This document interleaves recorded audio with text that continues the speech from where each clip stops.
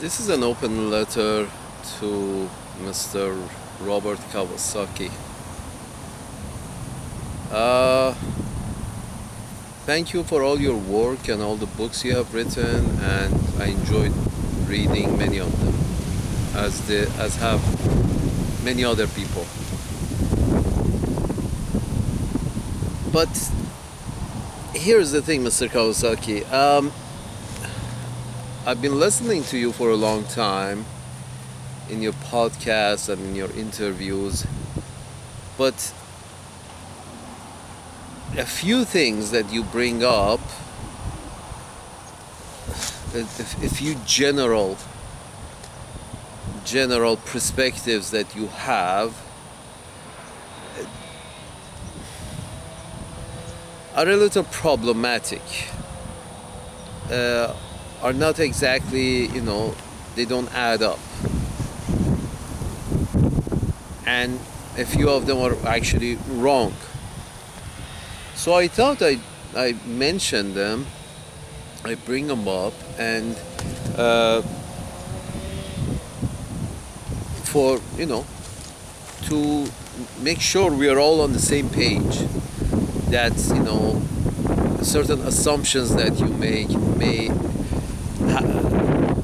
have and certain conclusion that you draw from these assumptions are just, they don't seem to add up. They just, frankly, they seem wrong.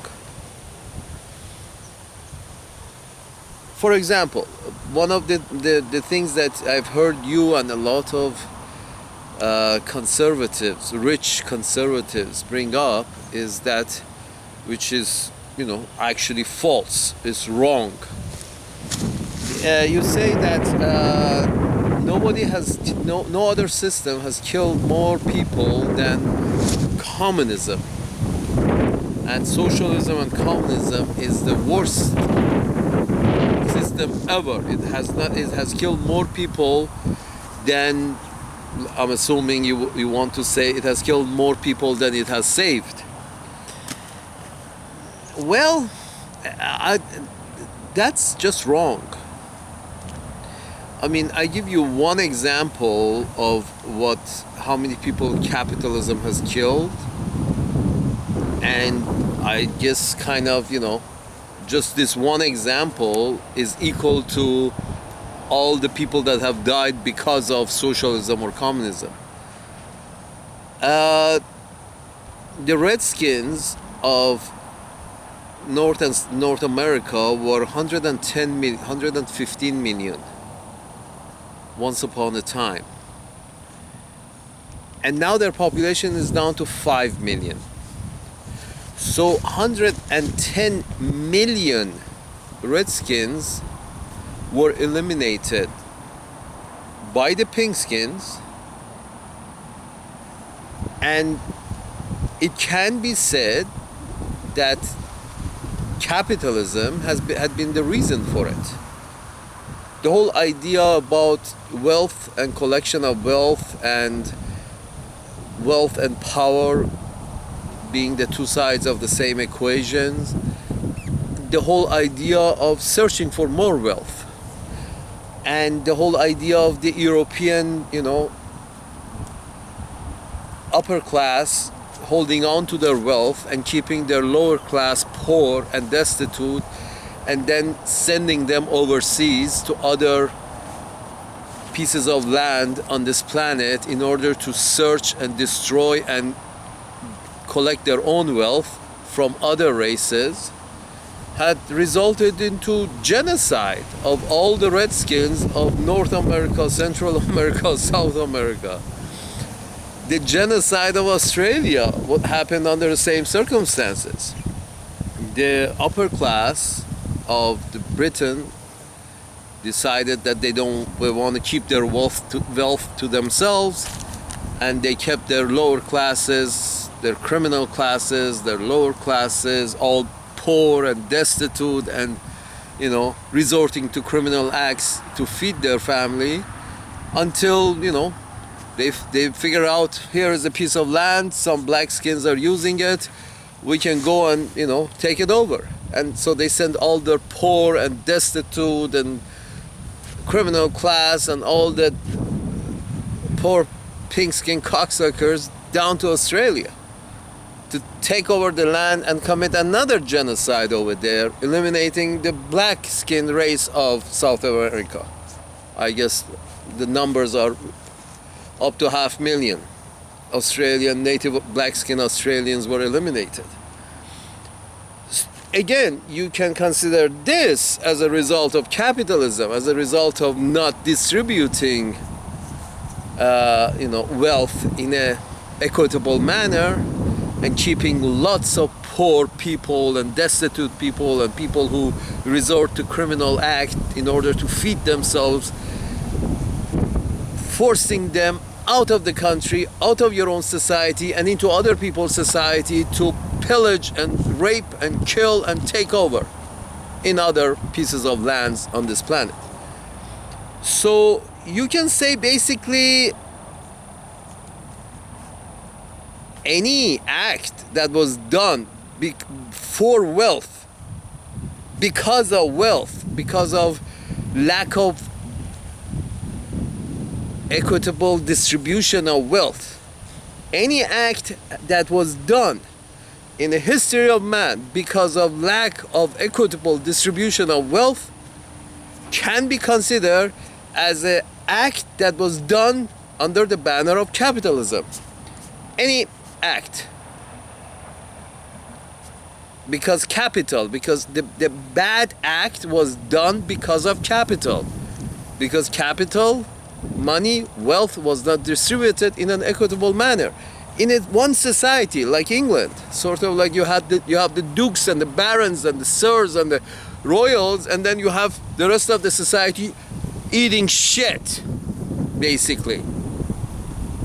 Therefore, what do you do with the rest of the society? You tell them to go, far-flung places on this earth, try to rape and pillage the locals over there, and if they want to get wealthy.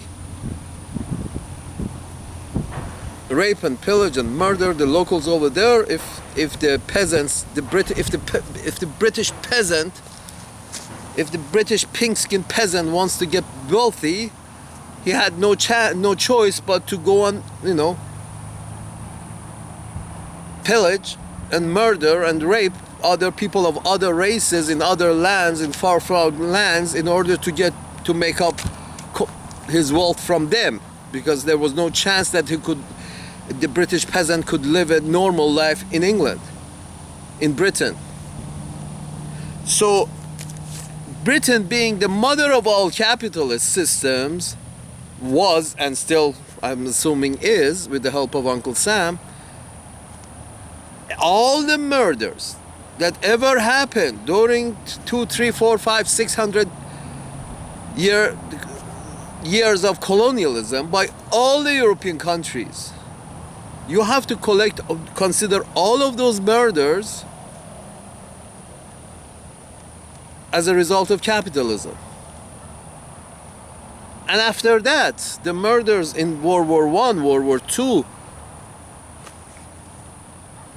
result of capitalism. What you like to say, the Vietnam War, your war.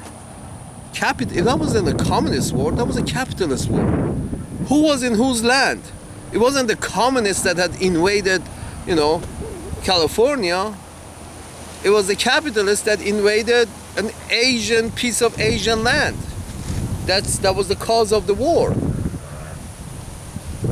And we saw what happened. I mean, once the capitalists pulled out, the Asian figured something out. They were a little more communist before, and now they're a little less communist. They're a little this. There was a little more socialist, now a little less socialist. They can do without the interference from the capitalists overseas. They were doing well. Korean War is an Asian country. It doesn't need pink skins invading it to rescue anybody or save anybody. Korea is not a communist war. It was a capitalist war. It is a capitalist war.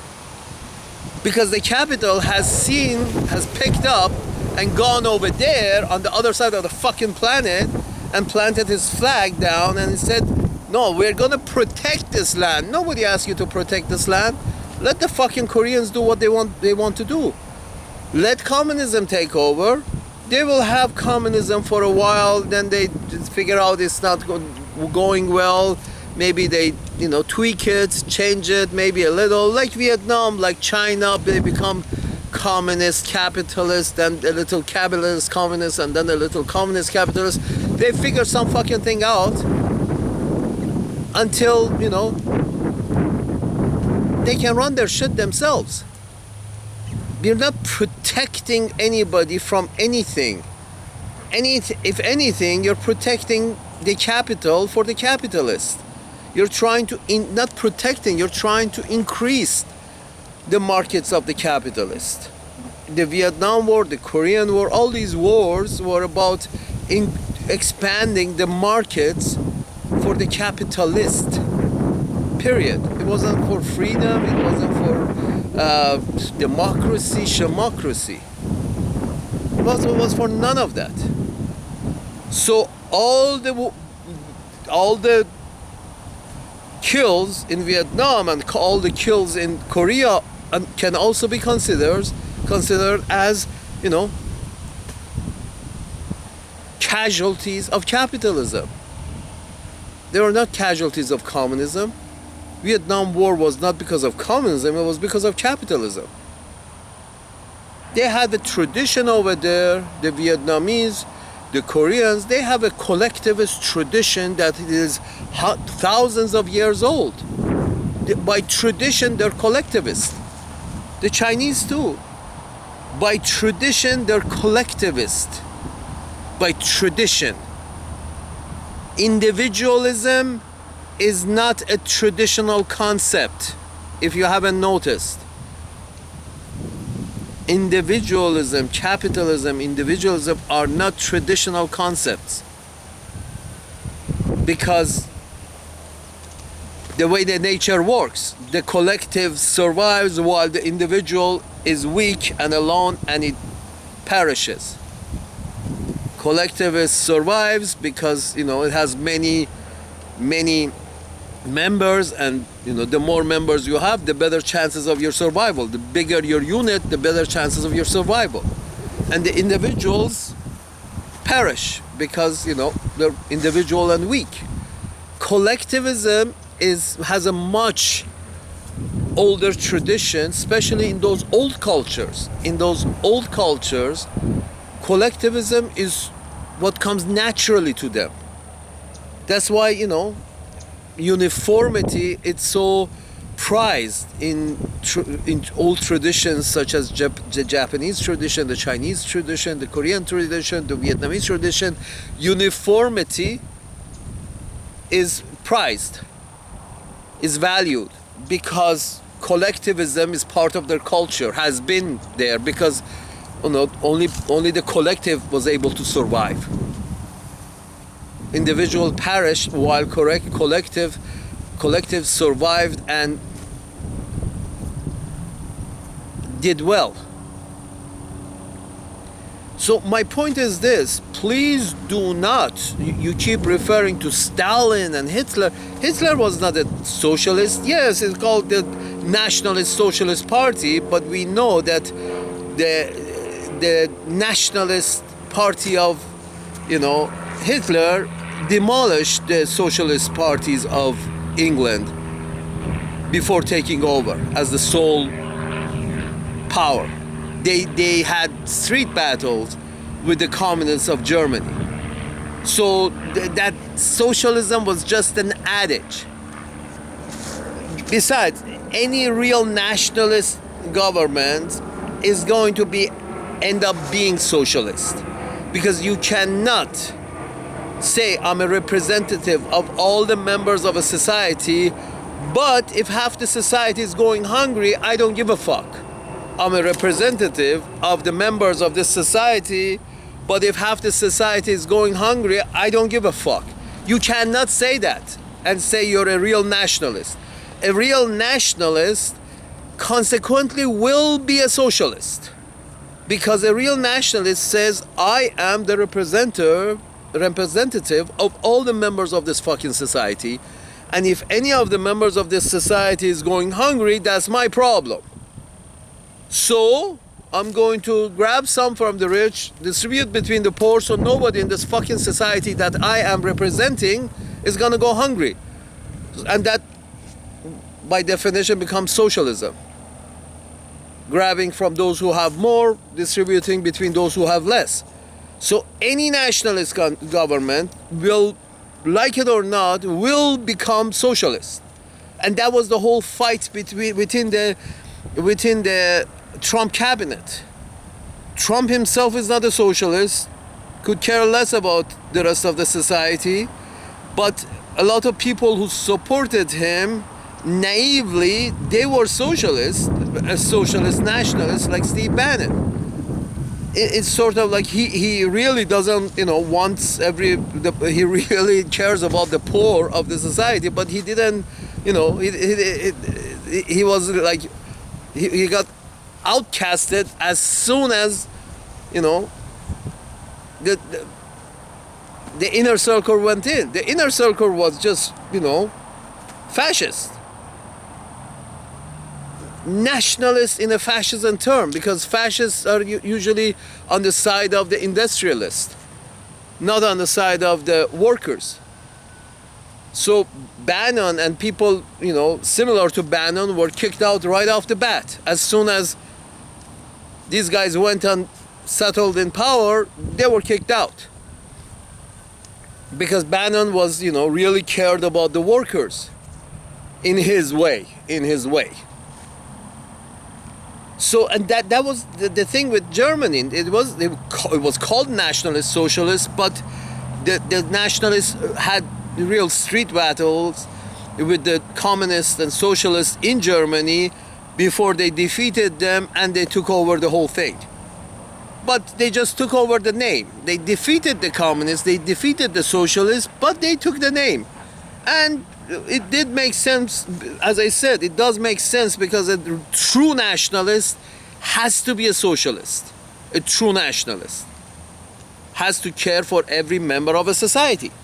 So my point is this: please don't put the killings that the Germany done under Nazis, put them down as this is the casualties of socialism. No, they were not. Those are casualties of fascism. Those were the casualties of military-industrial complex that the Germany put together before World War II, during World War II. It was the Germany becoming that kind of a military power was the result of the military-industrial complex. And, a fascist can work with military-industrial complex, not a communist. A communist, a socialist would rather give health care and food to the poor instead of, sending them out to war. So my point is this: in reality, all the killings that were done during the colonial era of Europe, when they colonized Africa and Europe, Africa and South America, and North America and Australia, they tried to colonize Asia. All those killings, collectively, you can say maybe 1 billion people were eliminated. Remember, just little old Belgium killed 10 million Africans in Congo.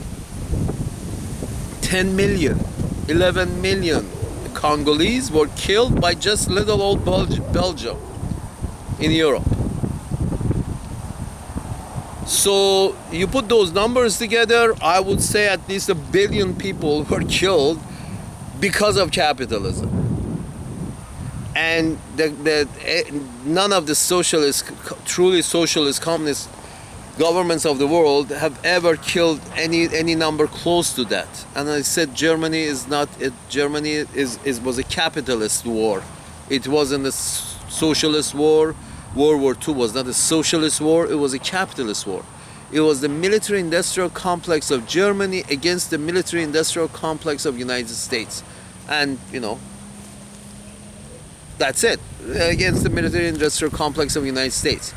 That was it. The rest of Europe didn't have anything to say.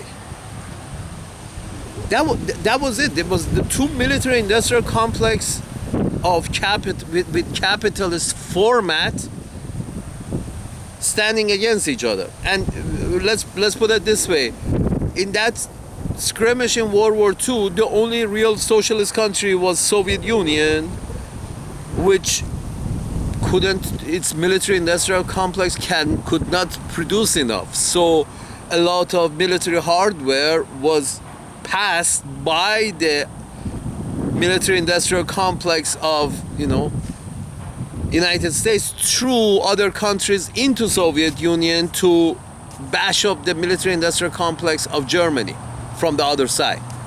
Because the socialist system doesn't do well producing arms. It just doesn't, because in a socialist system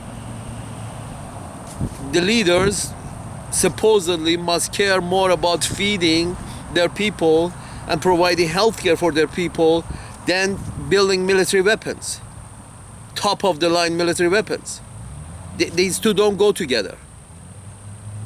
Either you're a capitalist with large military industrial complex who can care less about regular average Joe citizens, or you're a socialist system, do not have a military industrial complex but do provide food and health care for all your citizens. When you keep referring that communism has killed more people than capitalism, that's wrong, sir. That's wrong. You should include all the people who died because of money and wealth in all of the history of the world as casualties of capitalism. A lot. That's a lot of people.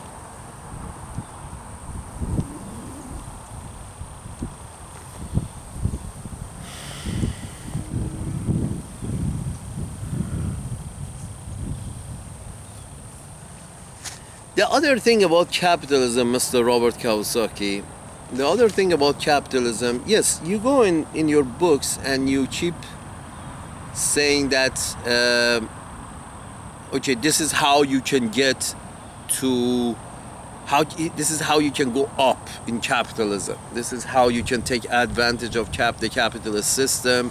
You borrow money, you purchase with borrowed money, and you don't pay taxes, and you do this and you do that, and you do cash flow this, cash flow that. Yes, sir. Thank you very much for your whole hard work. But here's the thing, sir.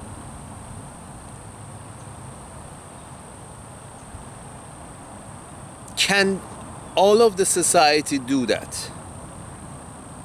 Can every member of the society do that?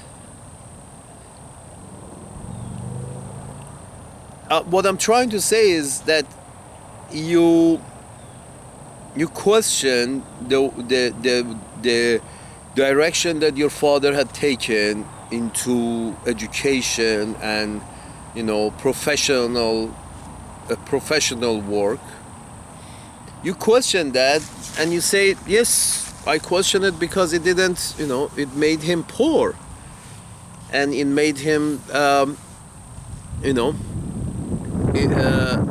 but my rich dad, on the other hand, didn't do a professional work. He just learned how to work the system and fill the right paperwork and borrow the right amount of money from the right people, invested that money, and reaped the benefits of it, of this whole learning the system. But the question is, first of all, can everybody do that? And the second question is, do we want everybody to do that? Become a rich dad. Can everybody become a rich dad? That is to say, not having, doing any professional work, going towards, providing any kind of skills or to the society as an engineer or a doctor or a shoe shine boy, or a cobbler, or a baker. We don't want any of that because none of that is as profitable. What you're saying is that none of these jobs are as profitable as learning how to work the capitalist system. There go my rich dad and my poor dad. My poor dad went towards a profession that was, very beneficial to the society around him. I'm sure beneficial in terms of made the society a little better by, he was a teacher, I guess. I read that by teaching his skills to the next generation and the next generation and the next generation, he's trying to make his society around him a little more tolerable, a little better educated, better informed. You have that, you say that is not the right way because that's the poor man's way of going about life, but this is the right way because it's the rich man's way of going about life. That is, don't provide any services, don't try to make the world around you a little better informed, a little better, but go towards, finding a way, finding how to work the system in order to accumulate more wealth. Well, again, question rises. Can everybody do that? And the other question is, do we want everybody to do that? Answer to the first question, no, that not everybody can do that because in capitalism, unfortunately, is a pyramid. I don't want to call it a pyramid scheme, but it's a pyramid. You have a few very rich people sitting on top of a few less rich people, sitting on top of a few less rich people, and then at the bottom you have the poor. So this whole idea that everybody can be rich in a capitalist system is bullshit. Or it wouldn't be capitalism if everybody could be rich. It would be socialism. You see, it would in a society where everybody, let's just assume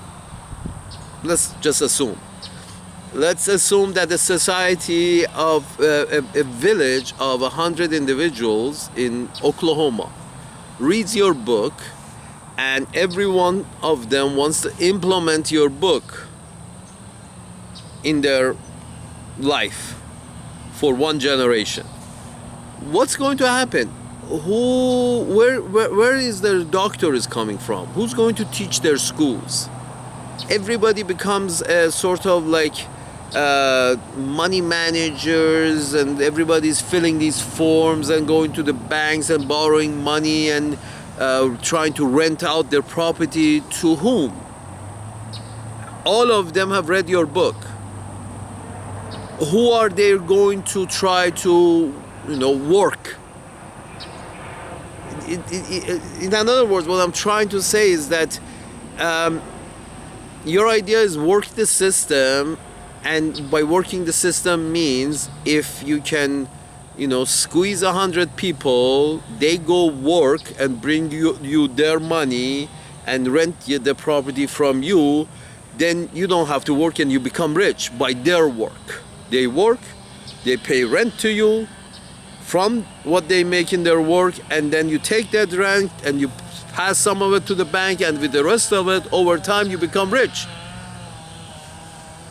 Can everybody do that in a society? Who the fuck is going to go do work and do actually something, build something, provide a service, do something, if everybody is sitting back and thinking that, why don't I just,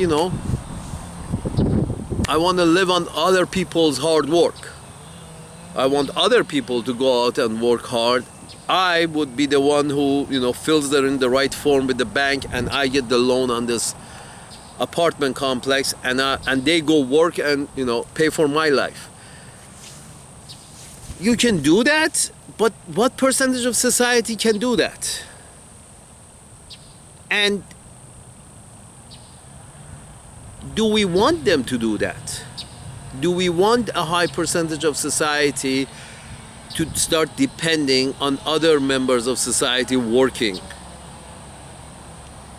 and they staying back, sitting back.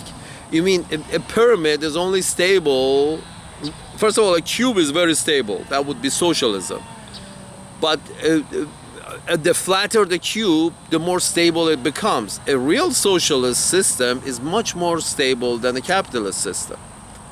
Because a real socialist system, when you have, let's assume there is a flat surface, that's very stable. You can tip this system over.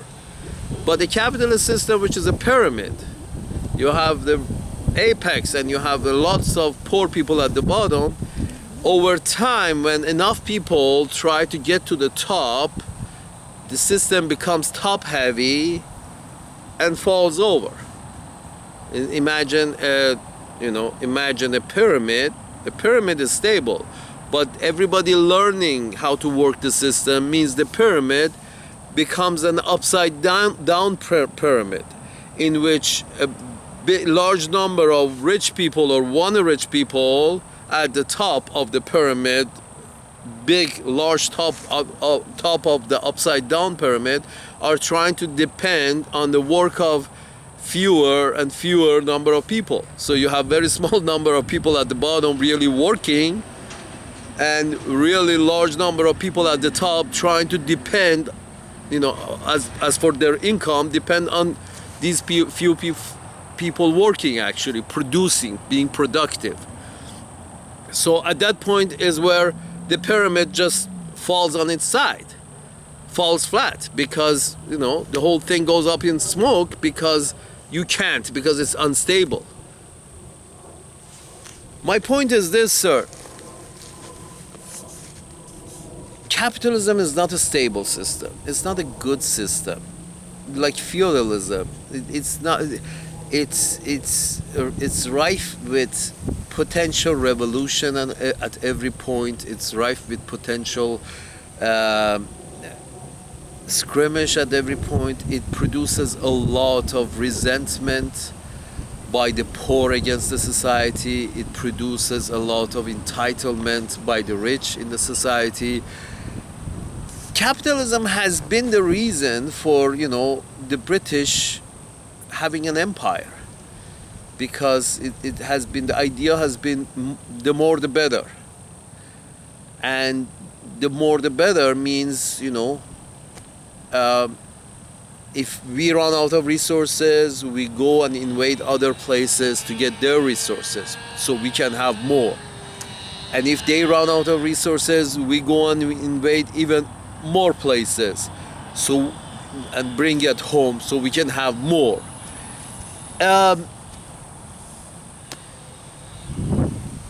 It doesn't end well usually, and you can tell from the way that immigrants from Central America is moving towards United States, trying to forcefully immigrate to the land of United States, and immigrants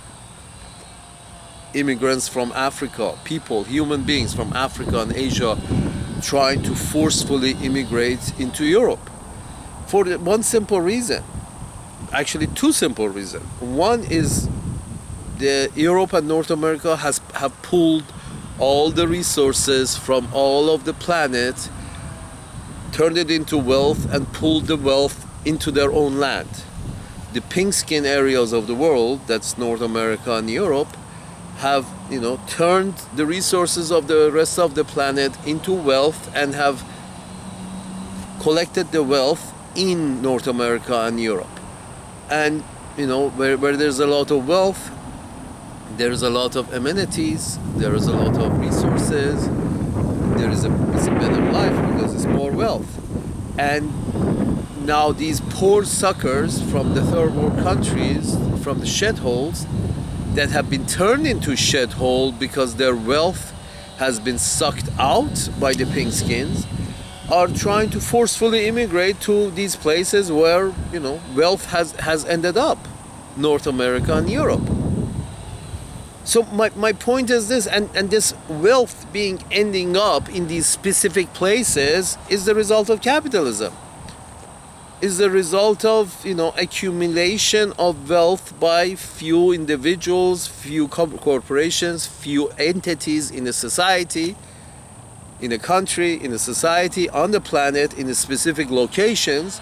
So everybody is trying to, move to that location, to be near that wealth, to somehow, benefit from that wealth. So this whole, most of the problems that we are having in the world, on this planet, is because of capitalism. Look at it this way. I'll give you another example, which is again connected to your father and how capitalism is not helping. Here's the thing, doctors. You would assume that the most capitalist country in the world, which is supposed to be, capitalism is supposed to be the best, top of the line, the best system of all. Okay, the most capitalist country in the world, where capital is the king and has been so for the past 100 years at least. Well, capital has been king in the past 250, 270 years history of United States. So 270 years of pure capitalism in the United States. You would think after 270 years, this superpower that has been created, they would be in such a position that they would be producing excess number of doctors and engineers and specialists, and exporting them to the rest of the planet, because we are so great. Uncle Sam is so great. Well, Uncle Sam is great, but the managers, because the system is so great, it's capitalist and it's the best, and we produce the best. So we produce the greatest number of doctors and engineers and specialists and best of the best of the best. But in large quantities, we produce these guys. Therefore, we export them to the rest of the planet. We send doctors to Kenya, and we send doctors to Zimbabwe, and we send doctors to Central America to cure everybody, because capitalism is the best. Is that the case, sir? Unfortunately not. Unfortunately, United States of America has been importing, it's not unique in that, like Europeans, like the other pink skins on the other side of Atlantic. All the pink skin lands which have been run under the capitalist system have been importing doctors and other professionals from the rest of the world, many of them from shitholes who cannot afford to lose any of these doctors. So you have the capitalist system, which is the best system, has been stealing, robbing, inviting, accommodating these professionals from the rest of the world who they can't lose them. They barely have produced enough for themselves. Nicaragua produces barely enough physicians for their own use. But if you look at the numbers, you will see that half of the Nicaraguan doctors end up in the United States within 10 years of their graduation. And the United States is very accommodating to providing, accommodating to these doctors, professionals of any kind. Come on over. Question is, if the system is so great and so successful and so top of the line, isn't it supposed to be producing everything in excess and helping the rest of the world with its own excess doctors and excess engineers? Why is the system that is so good is continuously dependent on other in shed holes producing doctors for this great system.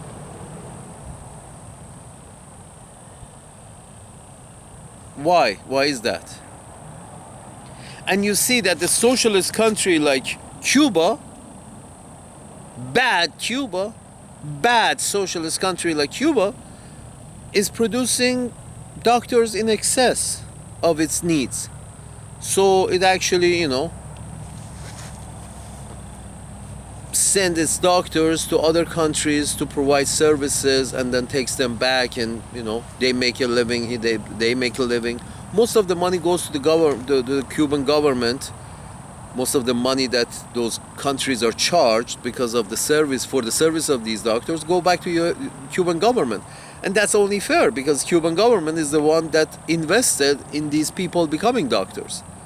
Just like, the banks which loan money, give student loans to people becoming doctors in the United States, then for many years these poor cocksuckers have to pay the bank back, pay their student loan back to the bank. So the only difference between Cuba and in the terms of producing doctors, the only difference is in Cuba people own their student loan to their government and paid back their government through their work for many years, and in the United States the students own the banks their student loans and have to pay the bank back over so many numbers of years, pay their student loan back over so many numbers of years. So same thing more or less, but their system, the Cuban system, is producing excess doctors in excess, and the United States has, during all its history, has been always importing doctors. So my point is this, Mr. Kawasaki.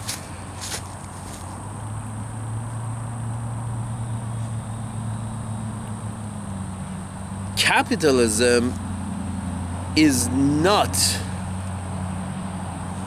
beneficial to human society, has shown itself not to be beneficial to human societies. All the genocide that has taken place, it has been over money, over wealth, more land, more mines, more wealth, more resources, more wealth. All the wars in all the whole planet that has taken place has been over money. The rest of it is bullshit. It's never over religion. It truly is not over religion. It's not over politics. It's not over democracy, over totalitarianism, or none. There was none of that. It's all about money. You know it and I know it. Vietnam War was for money. Korean War was for money. World War II was for money. It's all for money. Whose military industrial complex becomes dominant, and who can rule, and who can have more access to more markets and more resources. It's all about the money.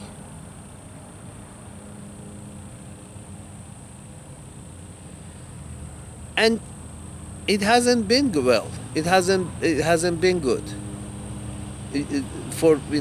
When you see that the whole of North America and Europe have been importing their professionals from third world shit holes, as Trump used to say, you can tell that if these systems were anywhere near good, they would have been able to satisfy their own needs. They wouldn't be, having to import professionals and export their own poor people.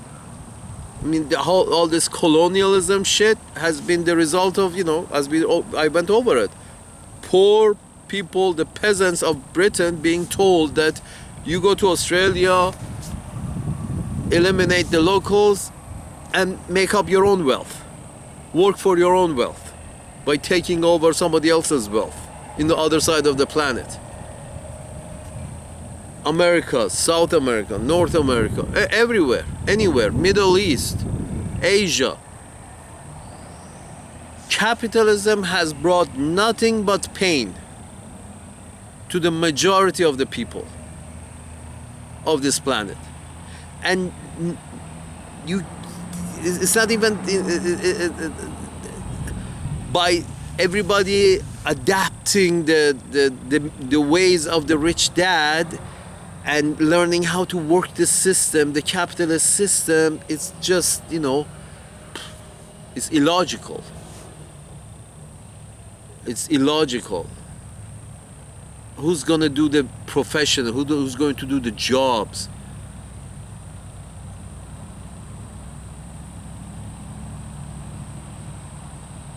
Is it going to be ending up, sort of like, yes, we all of us, all the Americans will be the masters and all be, learning how to work the system.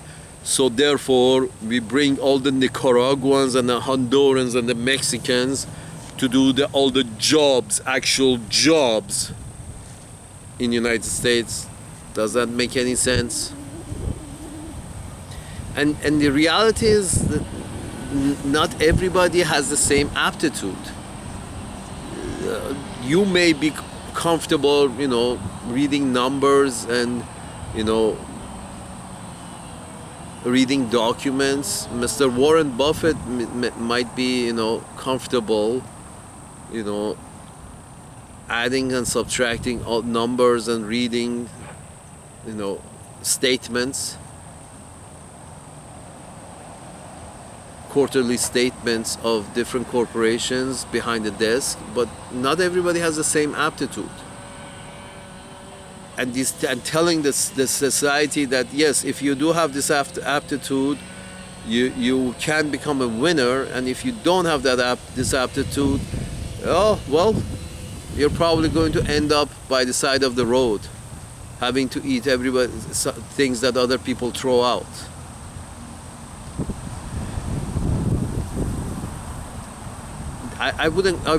It's a system, but I wouldn't call it a successful system. A system in which a lot of people live in misery and a few live in luxury. It's a system, but I wouldn't call it a successful system. And that's what capitalism is. It's a system, but not a successful one.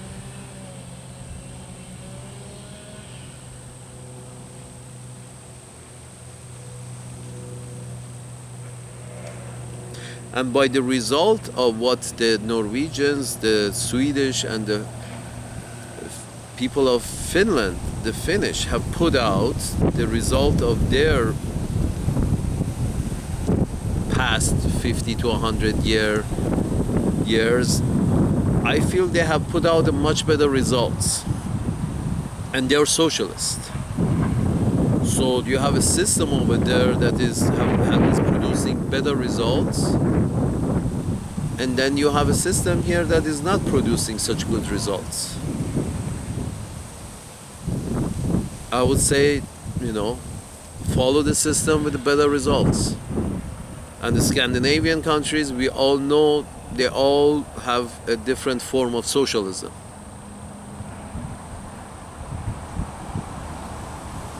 And please don't tell me that socialism hasn't worked in Cuba or Venezuela or Iran or no. Please don't repeat the same mistake that a lot of rich conservatives repeat over and over again. That's not the case. If you embargo any system, it doesn't matter the system is a capitalist system, is a feudal system, is a socialist system, or a communist system. If you have the means to blockade any system, even a capitalist system, if you have a means to blockade any country, any system, that system will start to suffer. End of story. The reason Venezuela is suffering is because it has been blockaded, literally blockaded, financially and physically, by the capitalists of the world, by the capitalist nations, by the capitalist entities, by the capitalist individuals who don't like Venezuela and what it stands for. Any system, you blockade the capitalist Hawaii and see how Hawaii is going to suffer. You blockade the capitalist, I don't know, Puerto Rico, and see how Puerto Rico is going to suffer. Just blockade it. Say nobody should do business with Puerto Rico. You blockade the rich Norwegian and say nobody in the world should do business with the Norwegians. For whatever reason, you pull something out of your ass. Say nobody in the world should do business with the Norwegians. See how Norwegians, the rich country of Norway, is going to suffer. You turn around and say nobody should do business with the fucking British. See how the British are going to suffer. Nobody was doing business with the British during World War II because of the blockade of Germans. And the British were eating each other's shit. And they were capitalists, and they are capitalist shit. So, if the Venezuelans are suffering, if the Cubans are suffering, if the Syrians are suffering, if the Iranians are suffering, it's not because of their system is bad or socialism is bad or national socialism is bad. No, it's because they've been fucking blockaded. They're under blockade. The big powers, the big pink-skinned capitalists are saying nobody should do business with these motherfuckers. So the motherfuckers are suffering. So the suffering is not the result of socialism. The suffering is the result of the blockades, the sanctions. End of story. Socialism works. It is working. It has been working. All of Northern Europe are socialists. Even the fucking British shit have NHS. That's why, their healthcare is taken care of, because they have some kind of a social, system taking care of the healthcare of everybody. Socialism works. It just no system works under blockade. Therefore, Venezuela is suffering. Therefore, the Iranians are suffering. Therefore, the Syrians are suffering. And therefore, any other country that, says no to the pink skin, doesn't bend over, is going to suffer. Because they go under blockade. It's not because of their economic system. It's not because of their social system. It's because every society will suffer that is blockaded.